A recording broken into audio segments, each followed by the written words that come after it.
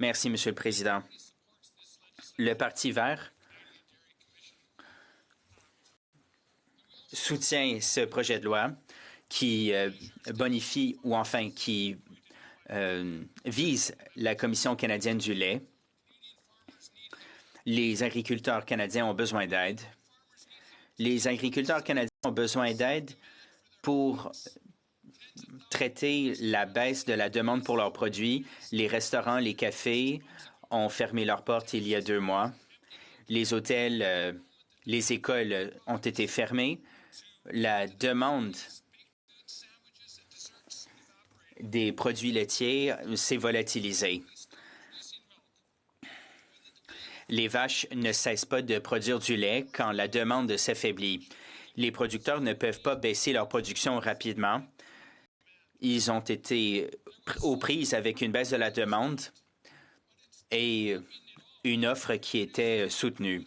Ils ont dû jeter leur lait, mais avant de jeter leur lait, ils ont donné des centaines de milliers de litres à ceux qui étaient dans le besoin. Les producteurs se sont engagés à donner pour 10 millions de dollars aux produits laitiers aux banques alimentaires dans tout le pays. Les producteurs laitiers ont également donné des centaines de milliers de dollars en argent et je les applaudis pour leur dévouement à l'endroit de ceux qui sont dans le besoin. Le Parti vert ne veut pas qu'on gaspille quoi que ce soit. Nous croyons à l'économie circulaire où rien n'est gaspillé et tous les produits sont utilisés au maximum. On n'était pas heureux de voir des produits laitiers jetés à la poubelle. Du financement fédéral pour traiter les stocks de fromage et de crème, c'est une façon de ne pas gaspiller de la nourriture précieuse. Malheureusement, les difficultés des agriculteurs n'ont pas commencé avec la pandémie et ça ne cessera pas à la réouverture des restaurants et des cafés. L'âge moyen d'un agriculteur au Canada, c'est 55 ans. La plupart des agriculteurs sondés ont dit qu'ils n'avaient pas de plan de succession pour leur ferme familiale. Les familles qui voudraient transférer leur ferme d'une génération à l'autre devraient pouvoir le faire sans devoir payer une grosse facture d'impôt. C'est le genre de choses qu'on peut corriger. Parallèlement, il y a beaucoup de jeunes qui envisagent de se lancer en agriculture. C'est une bonne nouvelle, mais la mauvaise nouvelle, c'est qu'à moins qu'ils aient grandi dans une ferme familiale et qu'ils aient l'intention de reprendre la ferme, beaucoup de jeunes agriculteurs ont du mal à accéder à un lot ou à une terre. En Colombie-Britannique, le prix des lots est un gros problème. Il y a des terres qui ne sont pas protégées par la réserve agricole et on s'en sert pour construire des logements à la place. Certaines terres qui ne sont pas disponibles pour le développement sont trop coûteuses pour les jeunes agriculteurs. Malheureusement, la conclusion, c'est que les terres agricoles ne sont pas utilisées pour la production alimentaire. Sur l'île de Vancouver, nous avons une longue saison de production et l'un des meilleurs climats au Canada pour la production. Nous avons également des terres agricoles de première qualité. Mais ce qu'on produit le plus sur l'île de Vancouver, c'est du foin. Pourquoi est-ce qu'on ne produit pas plus d'aliments? C'est une question qui est tout à fait pertinente. La production alimentaire est trop centralisée et on dépend beaucoup trop de nos chaînes d'approvisionnement internationaux. Jusque dans les années 50, environ 85 de la nourriture consommée sur l'île de Vancouver était produite en fait sur l'île de Vancouver. Maintenant, on produit 95 de nos aliments. Si jamais la chaîne d'approvisionnement était perturbée par un tremblement de terre, par exemple, l'île de Vancouver serait dans une situation périlleuse. Nous avons des réserves de 3 jours dans nos magasins, dans nos entrepôts, une population croissante. Et il faut qu'on réfléchisse à l'augmentation de notre capacité alimentaire qui est trop centralisée. Et cela s'applique dans tout le pays. Nous avons besoin en toute urgence de relocaliser la production alimentaire. C'est l'une des mesures les plus importantes qu'on puisse prendre pour que nos communautés puissent rebondir, étant donné les effets des changements climatiques.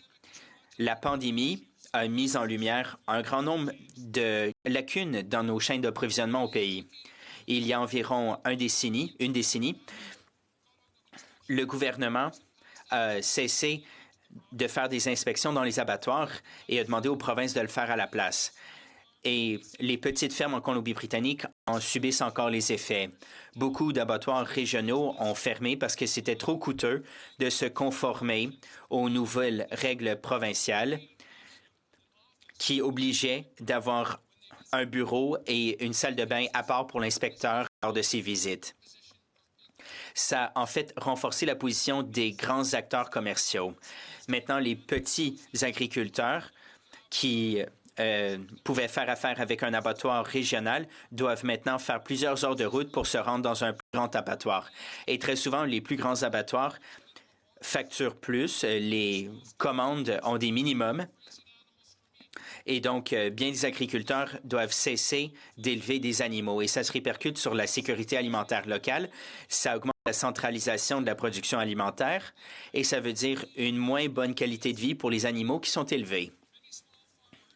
Beaucoup de petits agriculteurs ont des fermes qui ressemblent aux fermes dans les livres pour enfants. De grandes fermes industrielles avec des dizaines de milliers d'animaux dans des espaces clos ont très peu à voir avec les fermes qu'on voit dans les livres pour enfants. Plus c'est gros, ça ne veut pas nécessairement dire que c'est meilleur. Maintenant, il y a des employés dans ces abattoirs qui sont atteints de COVID-19. C'est un gros problème et ça s'est répercuté sur les agriculteurs et sur la chaîne d'approvisionnement et ça va augmenter les prix pour les consommateurs. Le problème du canola avec la Chine a mis en relief un autre problème. Si on centralise notre production, si on s'en tient à certaines cultures, on est vulnérable à certaines pratiques commerciales. C'est important que le Canada fasse sa part pour nourrir le monde entier quand il y a tant qui meurent de faim, mais c'est tout aussi important que des pays à faibles et moyens revenus aient ce qu'il faut pour nourrir leur propre population. Et l'aide étrangère directe peut aider ces entreprises à devenir plus autonomes. Comme je l'ai mentionné plus tôt, relocaliser notre production alimentaire est essentiel. Pour la première fois depuis des décennies, nous voyons une augmentation considérable du nombre de jeunes qui veulent devenir des agriculteurs. On peut les encourager. Que peut faire le gouvernement pour mettre en relation les agriculteurs avec les terres où ils peuvent avoir une ferme? Ça demande une réflexion sur le long terme parce que ça peut prendre des années pour qu'une terre qui produit du foin puisse produire des aliments. Mais ça vaut la peine et c'est quelque chose qui peut être fait.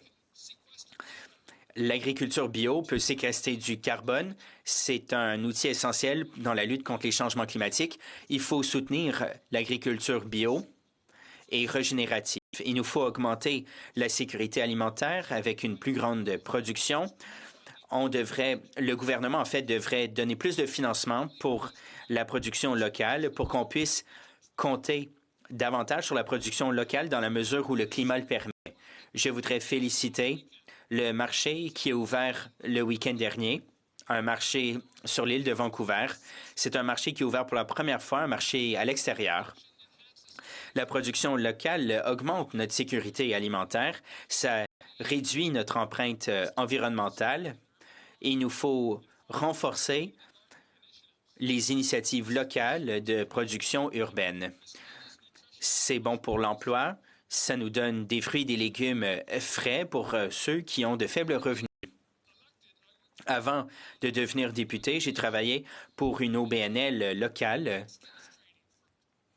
Je donnais de la formation pour ceux qui avaient du mal à obtenir un emploi, pour ceux qui ont des habiletés diverses. On leur montrait comment faire pousser de la nourriture et ce qui était une alimentation saine.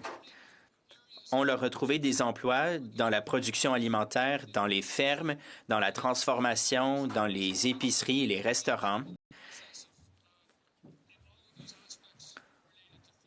Ils ont été actifs dans tous ces domaines. J'étais dans une camionnette avec un groupe, on se rendait dans une ferme et un jeune autochtone m'a dit qu'il ne voulait pas travailler dans la ferme ce jour-là. ne s'intéressaient pas à ce travail dans la ferme. Et à la fin de la journée, après avoir passé la journée à l'extérieur, en plein air, il travaillait avec ses collègues, il faisait un travail physique et il m'a dit qu'il voulait vraiment travailler dans la ferme. Alors, je lui ai trouvé cet emploi. Il aimait ça. En fait, il en était ravi. Et il y a beaucoup de jeunes qui manger aux poules, s'occuper des animaux, planter et s'occuper des cultures. Il y a beaucoup de jeunes qui en profitent. On a aussi des fermes urbaines pour la production locale de fruits et légumes.